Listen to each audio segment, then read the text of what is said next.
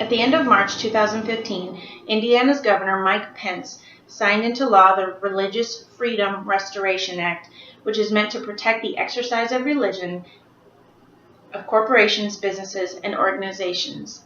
And the response and reaction was swift.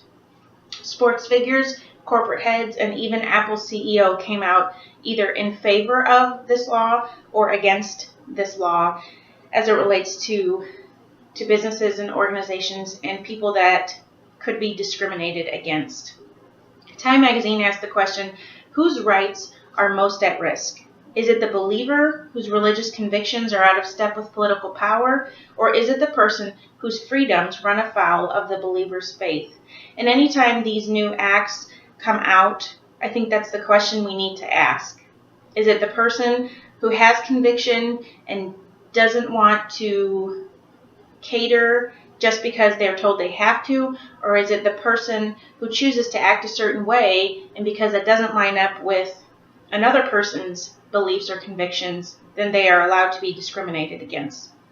These questions arise in the midst of the statewide conflict, and although the government doesn't require Religious Freedom Restoration Act for each state, before Indiana, 19 states already had this in place. And so now we have 20 states with these acts in place. In order to minimize a negative outcome, both sides should attempt to understand the other side and practice listening.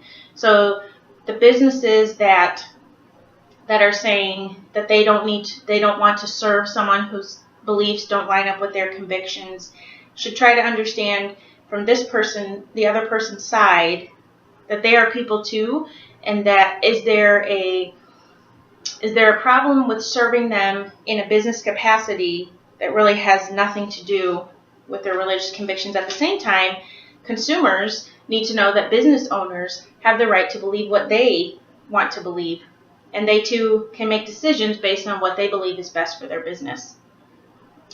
Well, the Religious Freedom Restoration Act begins in 1993 when President Clinton signed the first act. And what it says is that the state or federal government may not burden an individual's exercise of religion unless that burden is of compelling government interest. So unless the government can prove that they have an interest to stop someone from exercising their religion, then they do not have the right to do so. In the USA Today, Michael Medved noted that these types of laws involve the power of government to control private behavior. Supporters of the Religious Freedom Restoration Act are many, as we've seen in the media, in editorials, in opinions shared. An AP poll in February found that 57% of respondents who live in states where gay marriage is legal would give wedding-related business owners permission to refuse service. 57%. Supporters of the Religious Freedom Restoration Act have the right to believe what they want. They have the right to run their business how they see fit. But at the same time, is it beneficial to refuse service to someone based on what they do in their personal life and how that does or does not line up with a business owner's convictions? Opponents to the Religious Freedom Restoration Act have also been vocal in boycotting businesses and choosing to withdraw events from the state of Indiana. And no one wants to feel judged.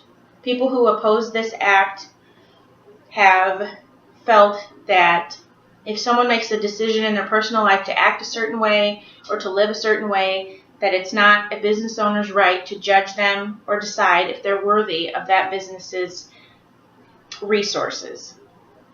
But which actions do we take a stand against as business owners?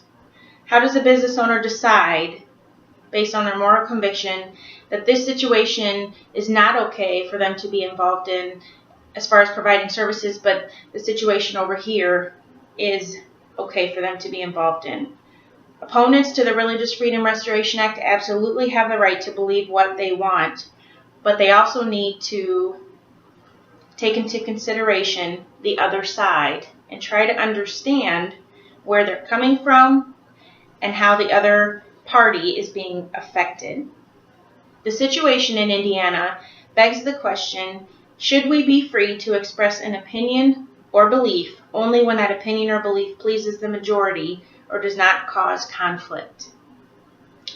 Katie Hutchison, in her June 2013 TED Talk, talked about taking her husband's killer to lunch, and in the literal and figurative sense, and trying to understand where he came from, what prompted him to act, how his life has been.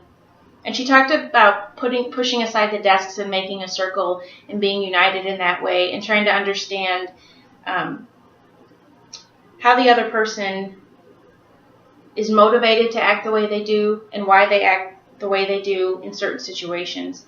And I wonder what would happen in the state of Indiana and in our country if we also pushed aside the desks and we came together in a circle and we were business owners and we were Christians and we were atheists and we were gay and we were straight, and we tried to understand where the other person was coming from and how we could best serve them.